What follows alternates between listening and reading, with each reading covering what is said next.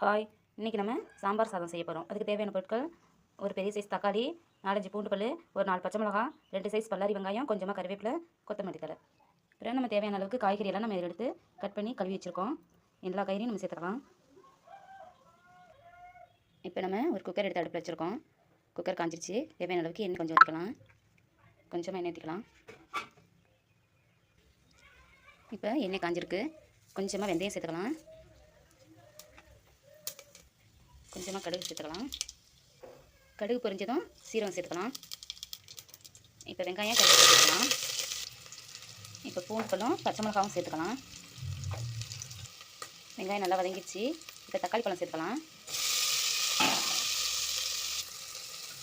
தக்காளி நல்லா வதங்கிடுச்சு. நம்ம கழுவி வச்சுருக்கிற காய்கறியை எடுத்து சேர்த்துக்கலாம்.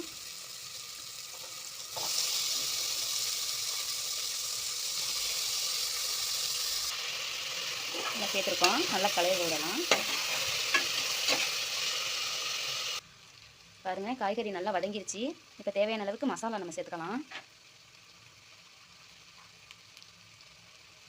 கொஞ்சமாக மஞ்சள் தூள்,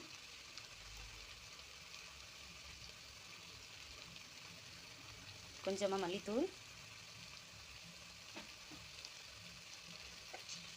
காரத்துக்கு தேவையான அளவு மிளகாய்த்தூள், உப்பு, தேவையான அளவு உப்பு சேர்த்துக்கலாம். நல்லா கிளறி விடலாம். கொஞ்சமாக சாம்பார் பொடியும் கலந்துக்கலாம். இப்போ எல்லாம் நல்லா வதங்கியிருக்கு. நம்ம தண்ணி சேர்த்துக்கலாம். தண்ணி சேர்த்து நல்லா கொதிக்க விடலாம். 1 டம்ளர் அரிசி சேர்க்குறோம் அப்படின்னா 3 மடங்கு தண்ணி நம்ம சேர்த்து வேக விடணும். 3 மடங்கு தண்ணி நம்ம சேர்த்துக்கணும். அப்போ தான் சாதம் நல்லா குலைவாக வரும். இப்போ நல்லா வேகட்டும். நல்லா கொதி வரட்டும் தண்ணி.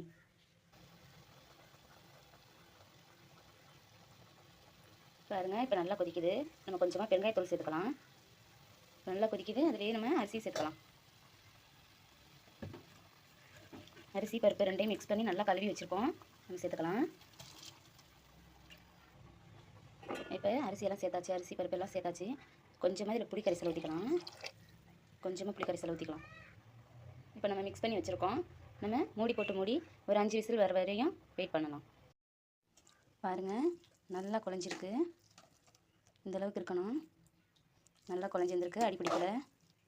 அடி பிடிக்காமல் வந்திருக்கு. கரெக்டாக நம்ம ஊற்றின அளவு கரெக்டாக இருந்துச்சு. ஃபைனலாக நம்ம கொத்தமல்லி தூவி இறக்கிக்கலாம். நம்மளுடைய சாம்பார் சாதம் ரெடி ஆயிடுச்சு. பாருங்கள், நல்லா குழஞ்சிருக்கு. இந்தளவுக்கு இருக்கணும். நல்லா குழஞ்சிருந்துருக்கு. அடி பிடிக்கலை. அடி பிடிக்காமல் வந்திருக்கு. கரெக்டாக நம்ம ஊற்றின அளவு கரெக்டாக இருந்துச்சு. ஃபைனலாக நம்ம கொத்தமல்லி தூவி இறக்கிக்கலாம். நம்மளுடைய சாம்பார் சாதம் ரெடி ஆயிடுச்சு.